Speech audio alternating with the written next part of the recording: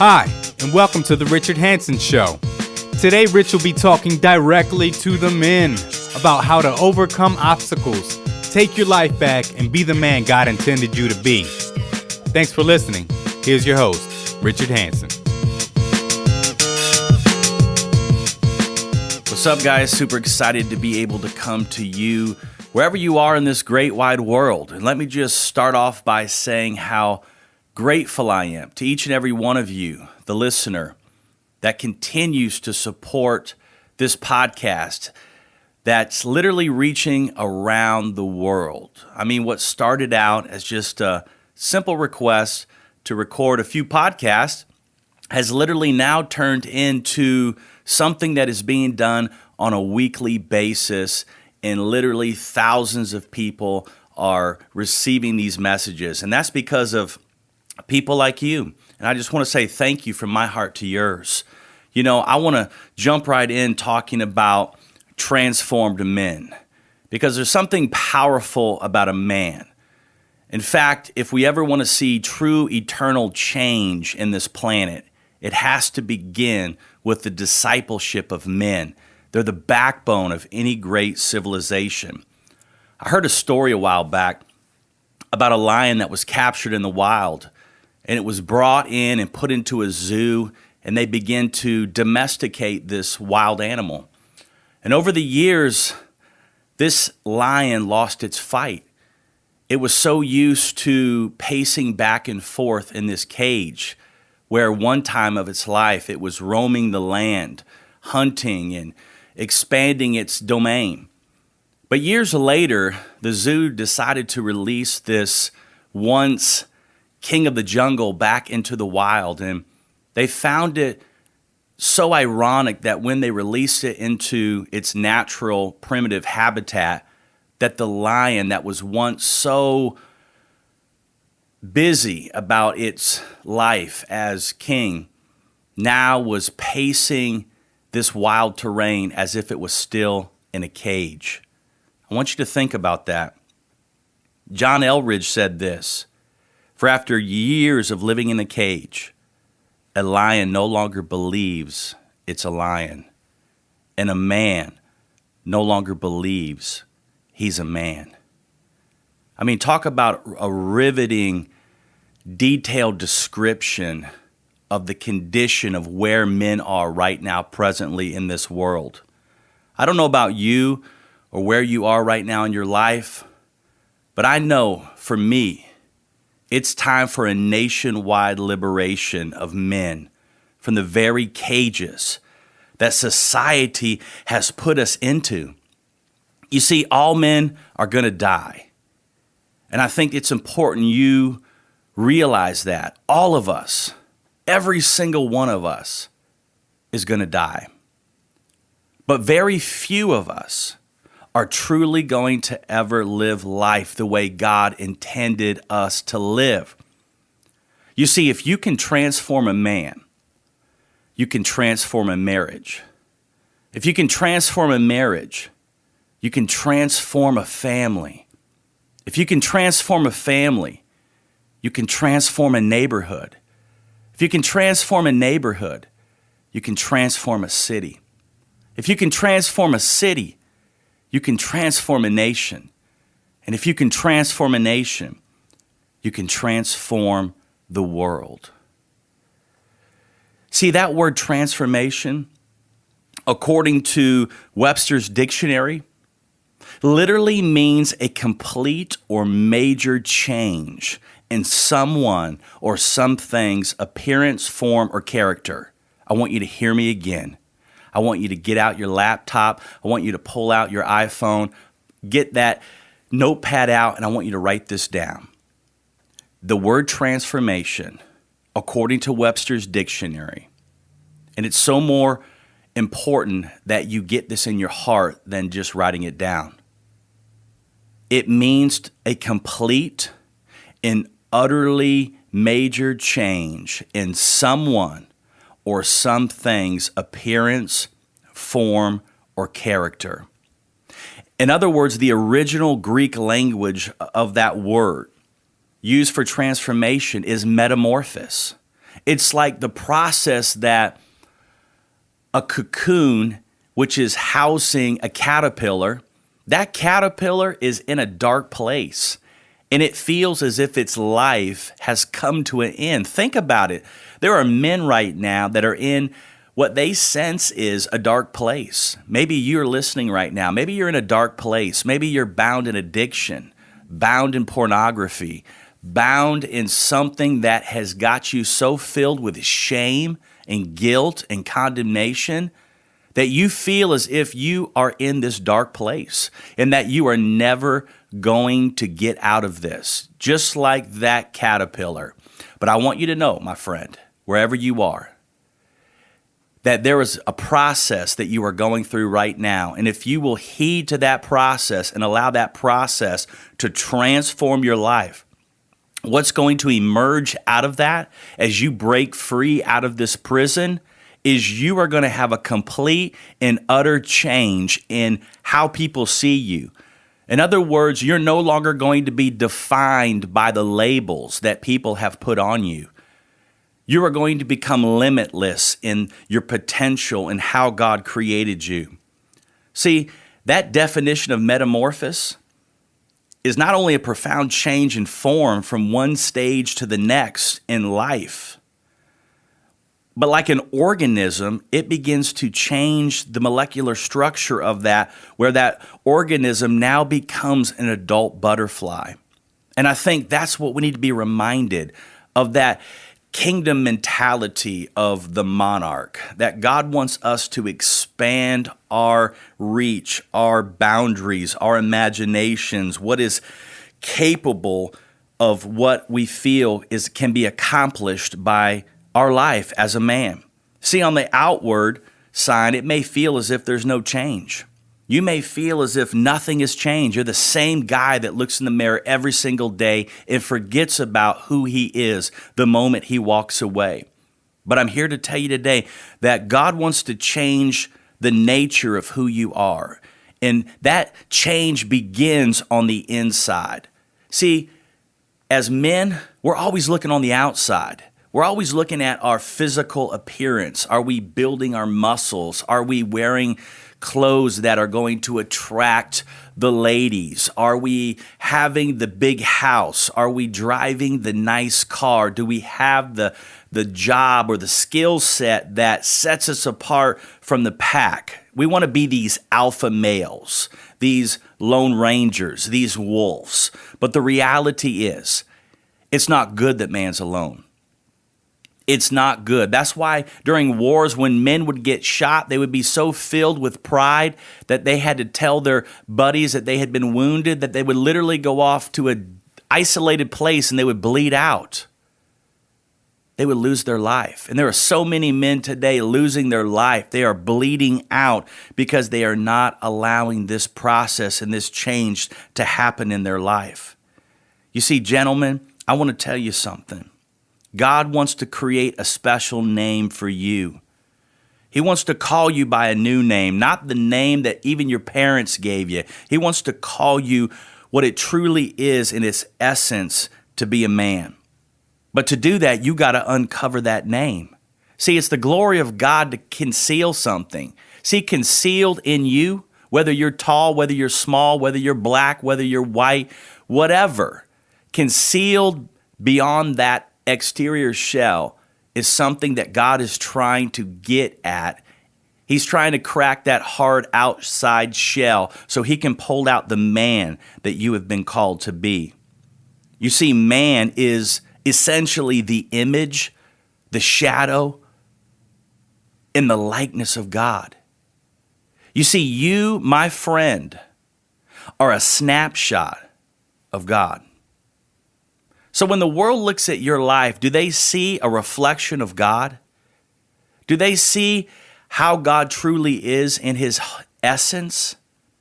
See, we live in a society that has emasculated men. They've stripped us of our sense of warrior. They've stripped us of our sense of being a father. They stripped us of our sense of being husbands. They've told us this is what a man should be.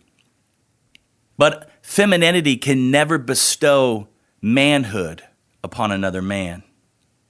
You see, in Genesis, in the very beginning, God said, let us make man in our image. So God created man in the image of God. He created him. Now, I don't know what your definition of what it would look like to be the original man, but I want to give you a few attributes that I would say would describe this ideal man, the man that God has called you to be. And that man is somebody that is full of manliness, full of strength, full of courage, full of fearlessness, full of honor, full of love, full of integrity, full of power, one that is a provider, one that's a protector, one that's an amazing husband, and one that is a father. You see, that is already encoded in your DNA. You don't have to do anything else other than embrace who you already are.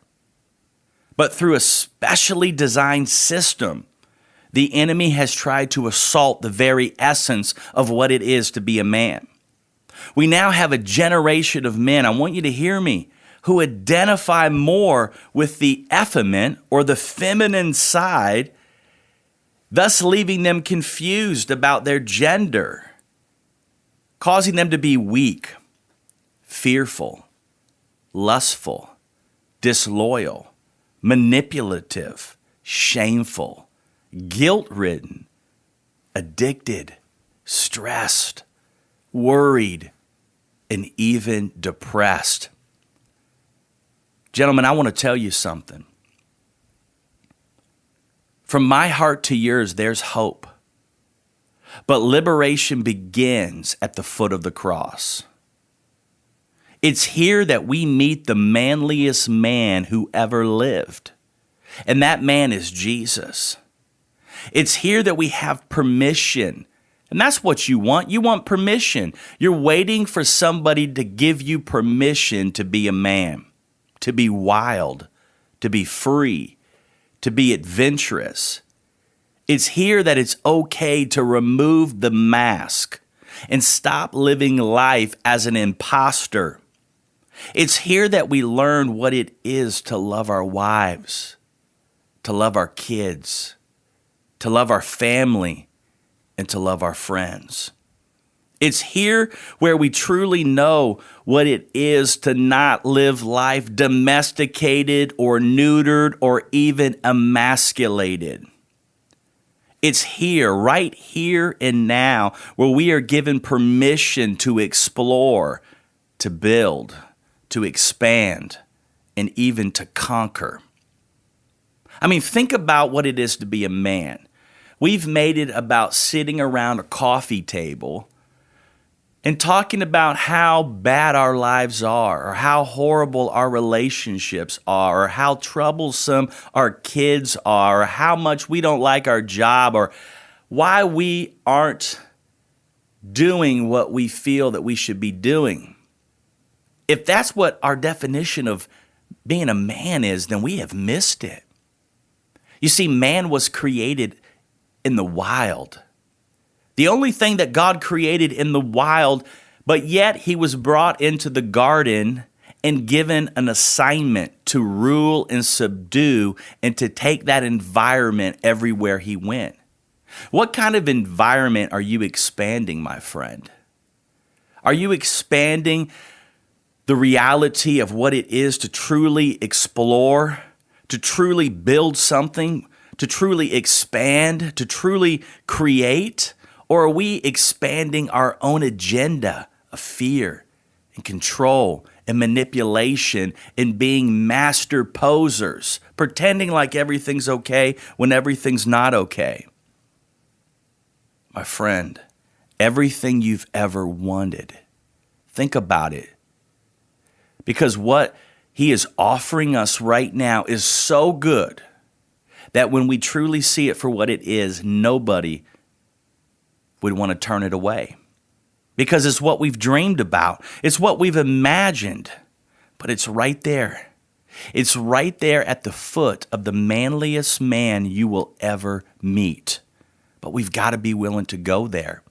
We've got to be willing to take our stuff with us and lay it right there at the foot of this manliest man. And if we can truly come to that place of bringing all of our stuff, all of our junk, all of our hidden shame, all of the guilt, all of the condemnation, all of our failures, if we can have the courage to just come and lay it there at his feet, we can change the world. Because remember, if you can change a man, you can change a marriage. And if you can change a marriage, you can change the family. And if you can change the family, you can change virtually anything and everything. But it begins when you and I come to the place of realizing that we are a snapshot of the manliest man. And it's time that we man up. It's time that we play the man. It's time that we put our best foot forward and do what is required of us to do. So I want to give you a challenge today. It's a challenge that a man gave me at a low place in my life. A place that I thought at that time I was going to lose everything. My wife, my kids, my house, everything. He looked me in the eyes because this wasn't about changing just for the sake of wanting to have it all put back together again like the way it was, and then we go on a little bit longer and I resort back to sedating or medicating or whatever it is that you choose to run to when things don't go your way. But he looked me in the eye and he says, even if you lost everything, you've got to be willing to do this, and that is win first and fight later. And I thought about those words, and it took some time for me to digest. What does it mean? As a man, we want to fight. I mean, put us in a corner and start whipping us or start taking stuff away from us. Man, it's somewhere in the heart of a man to come out fighting, but a lot of times we're fighting battles we shouldn't be fighting. We're fighting against our own self, the greatest imposter, the greatest enemy. We're blaming it on our wife or our kids or the enemy or whatever it may be. But the reality is most of us are fighting ourselves. And because of that, we've got to win first. And how do we win first? It's not coming out swinging left and right. It's not coming out trying to do things in our own strength. Winning first is simply recognizing that I must come to the foot of the cross and I must choose this day to serve him. Because if we're not willing to come to the cross, if we're not willing to lay it all down at his feet, I want you to hear me now, whether you agree or disagree. You're powerful, and I respect you regardless of your decision. But I would do no justice if I don't tell you this.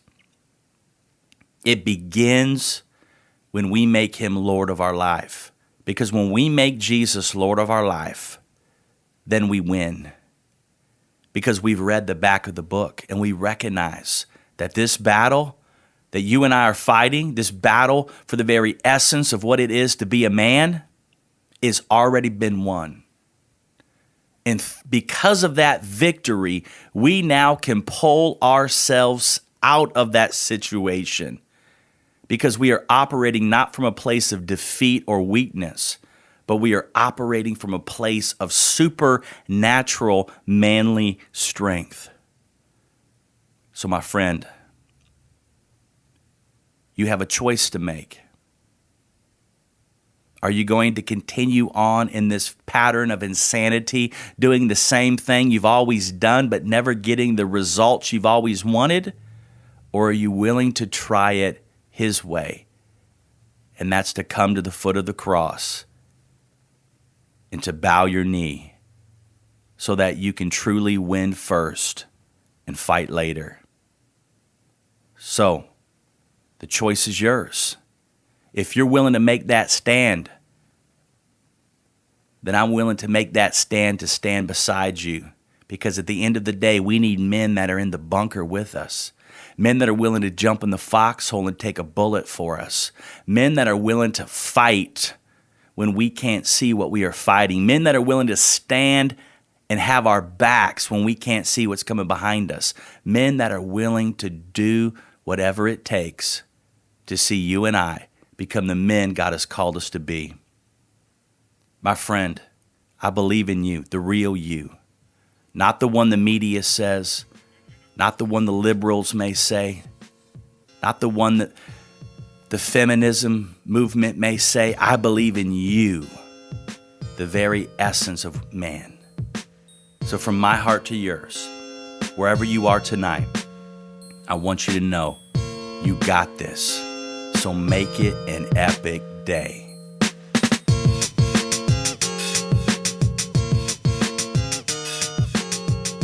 Thank you for joining us for today's podcast. Please like, comment, share, and subscribe. And as always, stay tuned for more content to come.